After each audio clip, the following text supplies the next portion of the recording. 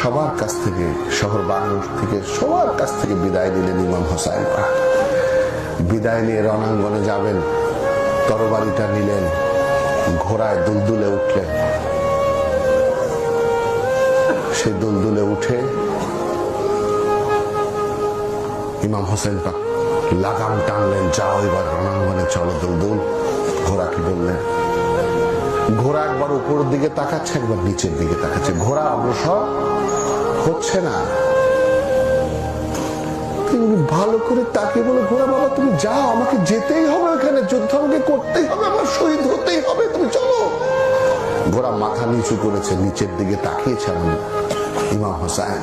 তাকিয়ে দেখে বিবি সকিনা ওনার সন্তান ওই ঘোড়ার দুটো সামনে পা ধরে বসে আছে, বলছে ঘোড়া তুমি যেও না আমার বাবাকে নিয়ে, আমার বাবা তো রণাঙ্গনে গেলে যুদ্ধ করে শহীদ হয়ে যাবে, আমি তো বাবার কোলে মাথা রেখে না ঘুমিয়ে ঘুমাতে পারি না, ঘোড়া তুমি যেও না, আমি কার বুকে মাথা দিয়ে ঘুমাবো? আমার ইমাম হুসাইন ঘোড়া থেকে নামলেন,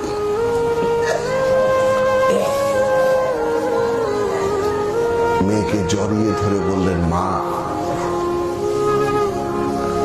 আমার পূর্ব নির্ধারিত জায়গায় তাকিয়ে দেখো মা, মা আমার নানা জানে সে দাঁড়িয়ে আছে আমার নেওয়ার জন্য,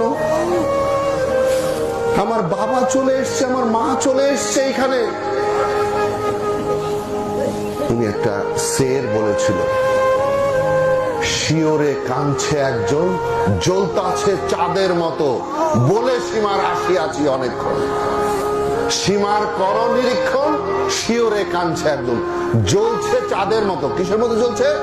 চাঁদের মতো। নবী পাক সাল্লাল্লাহু আলাইহি ওয়াসাল্লাম সঙ্গে দাঁড়িয়ে আছেন ওনার নাতিকে নেওয়ার জন্য, কারণ উনি জানে সেই রু জগতে সের দিয়ে এসেছিল আমার নাতি, তাই আমি দুনিয়া এসেছিলাম এই পাপি তাপির উম্মতের নাজাতের জন্য। ইমাম হোসাইন পাকের শাহাদত আমি আর না বললাম।